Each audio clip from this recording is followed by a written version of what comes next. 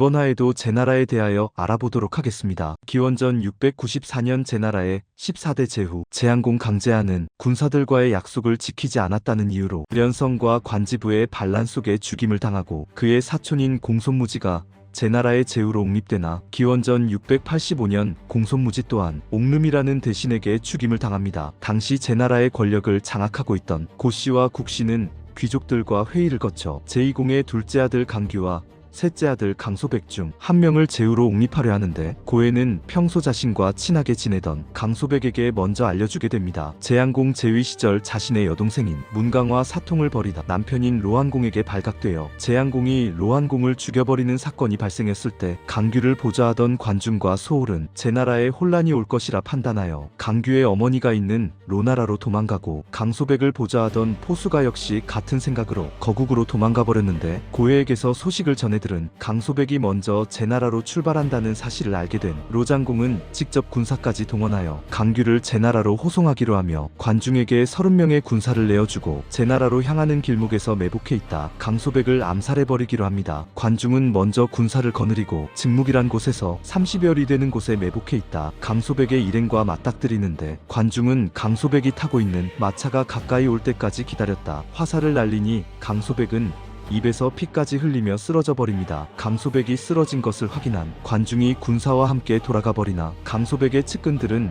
관중을 추격할 생각도 하지 못하고 주위에 몰려들어 울음을 터뜨리는데 얼마 후 강소백이 벌떡 일어나 관중의 화살이 자신의 허리띠를 맞추었으나 죽은 척하기 위하여 혀를 깨물어 피까지 흘렸다며 측근들을 안심시킵니다. 한편 관중이 강소백을 죽였다는 소식을 전해들은 강규 일행은 안심한 채 느릿하게 제나라로 향하고 그 사이 강소백이 질주하여 먼저 제나라에 도착해버리자 강소백과 친하게 지내던 고해는 바로 강소백을 군주로 옹립해버리니 강소백이 제나라 제16대 제후인 제환공입니다. 한편 강소백이 죽은 줄 알았던 로장공과 강규는 6일 만에 제나라의 도읍 임치에 도착하며 강소백이 제후로 옹립되었다는 소식을 듣고 대노하여 곧바로 제나라를 공격한 후 강제로 강규를 옹립하기로 하며 관중도 제환공이 제후에 오른 지 얼마 되지 않았으니 준비를 갖추기 전 기습해야 한다고 건의하지만 제환공 암살에 실패한 관중에게 실망한 로장공은 관중의 의견을 받아들이지 않으니 결국 모든 준비를 마친 후 간시라는 곳에 매복해 있던 제환공에게 대패당하며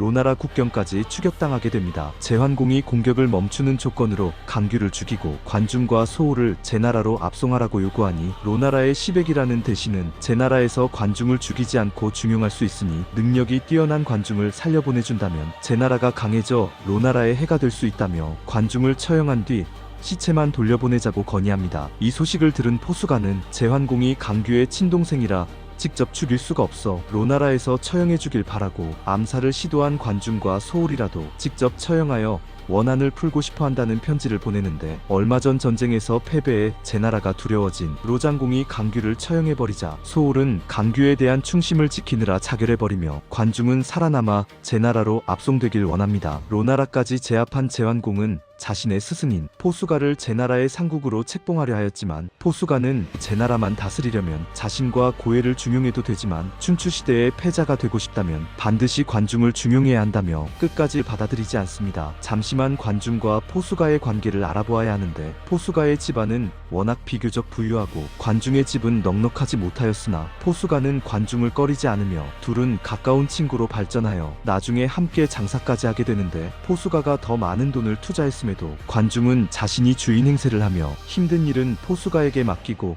수익도 더 많이 가져가니 주변 사람들은 관중을 의리 없는 사람이라 비난하였지만 포수가는 오히려 관중의 집이 가난하여 자신이 내어준 것이라며 두둔합니다. 장사를 그만두고 관중은 3번이나 관직에 올랐다가 파직당했지만 포수가는 관중이 무능한 것이 아니라 알아주는 사람을 만나지 못했을 뿐이라며 위로해주며 관중이 전쟁에서 공격할 때는 맨 뒤에 있고 후퇴할 때는 맨 앞에 있는 것을 본 사람들은 관중을 업신보기 시작하였을 때도 포수가는 관중은 죽음을 두려워하는 것이 아니라 늙은 어머니를 모시기 위하여 목숨을 아끼는 것이라고 해명하여 줍니다. 이 말을 들은 관중은 자신을 낳아준 사람은 부모지만 자신을 이해해주는 사람은 포수가뿐이라며 감탄하여 둘은 점차 생사를 함께할 수 있는 정도의 관계가 되어 이들의 우정을 두고 관포지교라는 사자성어까지 생겨나게 됩니다. 과연 제완공은 포수가의 건의를 받아들여 관중을 중용하게 될 것인지 다음 화에서 알아보도록 하겠습니다. 여러분들의 구독과 좋아요는 항상 저에게 가장 큰 힘과 용기가 되어줍니다.